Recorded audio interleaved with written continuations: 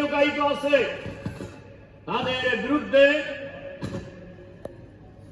তাদেরকে চিহ্নিত করে তাদেরকে বিচারের আওতায় আনতে হবে। আর সব দক্ষ বঞ্চিত কর্মকর্তা কর্মচারীদেরকে তাদের যোগ্যতা অনুযায়ী তাদেরকে যথাযথ জায়গায় বসাইতে হবে। নইলে আমরা জানি সরকারের ভিতরে কারা ফ্যাসিবাদের দোসর আছে।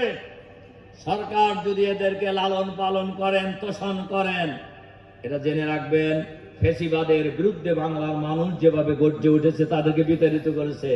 কোন ফ্যাসিবাদের দোসরের লালন পালনকারী যিনি হন না কেন, কাউকেই বাংলাদেশের মানুষ ক্ষমা করবে না।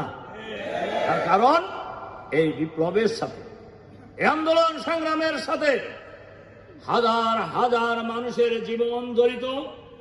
এই বিপ্লবের সাথে লক্ষ জনতার মানুষের